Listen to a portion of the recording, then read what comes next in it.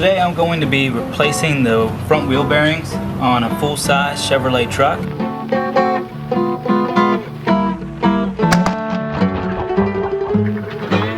This one is an 07 3500 Classic. The wheel bearings that are on it right now have been on there for about 5 years and 50,000 miles, and they are failing. As I'm driving down the road, I'm hearing a hum sound that gets louder as speed changes. It's probably about loudest at 55 miles an hour. Almost sounds like a truck with big knobby mud tires on it. But this just has all-terrains and they're normally pretty quiet.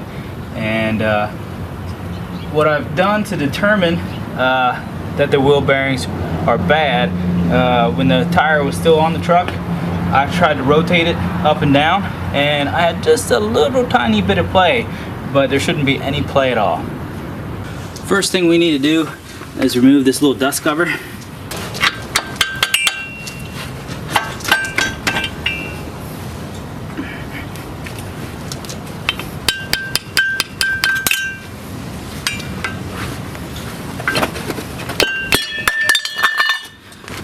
Going to remove this hub nut. This is a 36 millimeter, which is a giant socket, so before you start this job, make sure that you have one of those. I recommend using an impact. It makes it a lot easier. If you don't have an impact, you're going to need a really large breaker bar, and you'll probably need something to wedge across this to keep it from turning. It's real difficult. Just get an impact. I'm going to need to turn my impact up.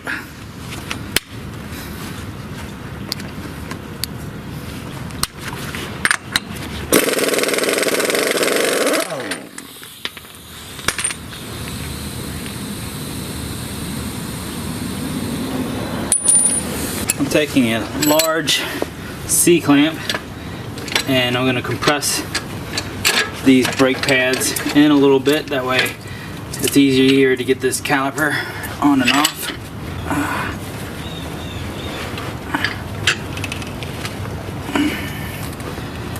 And that should be good enough. Doesn't have to go all the way in as if we're doing a brake job or anything like that. Okay, we're going to take the brake caliper off. At the top here, not this one, but the one right behind it, is a bolt that goes through to the whole brake caliper assembly. We want that one off. And then down here at the bottom, same place, that one as well. I'm going to use a breaker bar to get these loose. Wow, they're on tight. Trying to get the top one off now with an impact.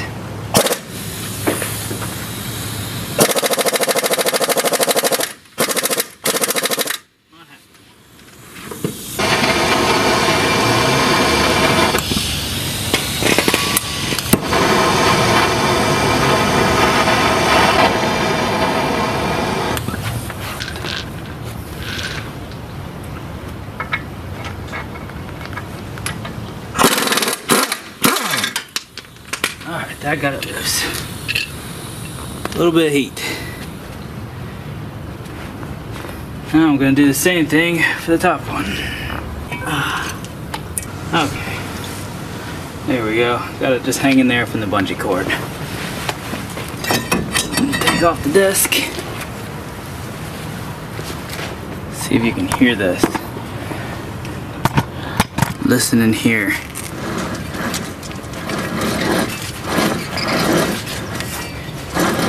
Can you hear the bearings where they're bad? Almost sounds like there's dirt in them.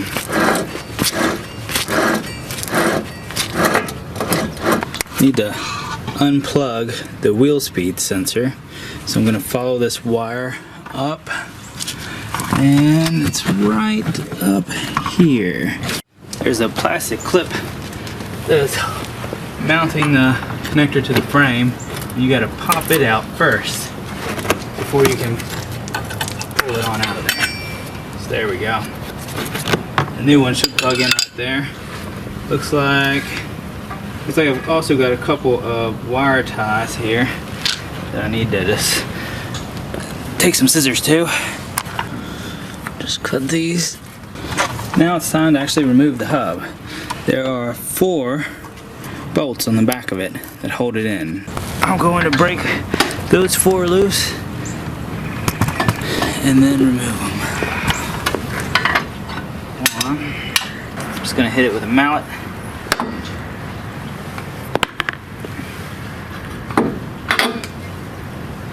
And there we go. 2 screwdrivers. Try to walk this thing off evenly.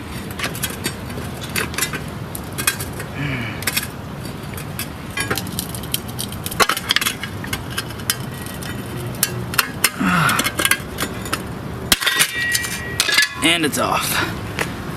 I replaced these wheel bearings, like I said, 5 years ago with some really nice Timken wheel bearings. They're supposed to be the best on the market, and I'm a little disappointed that they failed already. What I've done is I've bought some cheap wheel bearings this time. These are TRQ, trusted, reliable quality. I've never heard of them before, and I was able to buy 2 of these for $96, where one Timken was going to be about $160, $170. I contacted Timken to warranty out these, and they said they're not warranted. I thought they had a lifetime warranty, but apparently that's not true. These have a 10-year warranty, these cheap ones, so I figured let's give them a try. What I'll do is when this video, whenever these fail, I'll put a comment on this video so that you know, did these cheap ones last a year? Did they last 2 months? Or have they not failed yet? So whenever, check the comment section, and if you see a comment from me that says that these cheap wheel bearings failed, we'll kind of use that as a test to see how good they are. With the wheel bearing out, you're going to want to replace this O-ring that sits inside the steering knuckle. Just take like a pick or a screwdriver or something like that and pull it out and put a new one in. It's also a good idea to clean up any rust that's sitting in there and to lubricate these splines with some grease. So this is going to go onto the hub with the wheel sensor facing up, wheel speed sensor. And the dust shield, oh, I guess you can't see this, but the dust shield faces forward like that. So, going back down to this, I'm gonna put this on like so. Do this.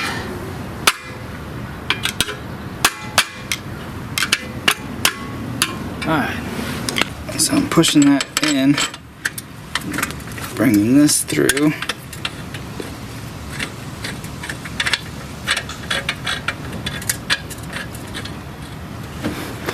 And then getting those threads started. Now before we get this tightened up too much, we have to run this wheel sensor wire. It goes kind of behind the dust shield. And then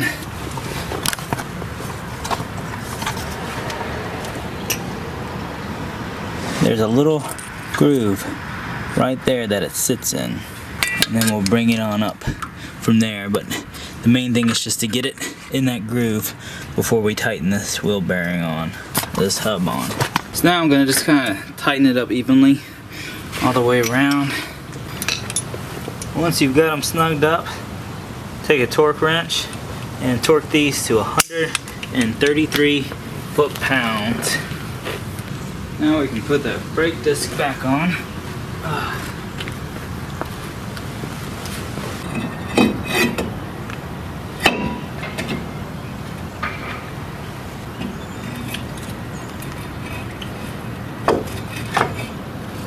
Okay, lift them into place, take the bolt, just get them started. Now I'm going to torque these to 130 foot-pounds. Hub washer and hub nut.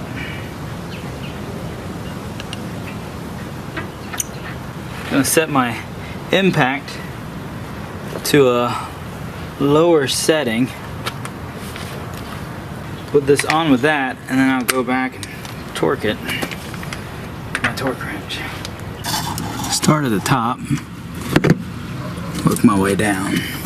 These can scoot along the wire so you can line them up where they need to be. That's kind of nice. You just want to make sure they have play so that as you turn the wheel, they can turn with it. I didn't do a good job recording this, so if you are wondering how to route your wire, go to the other side of your truck and just do it the same way you see there. I'm going to plug this in. Just kind of try to get it started in there and then tap it on.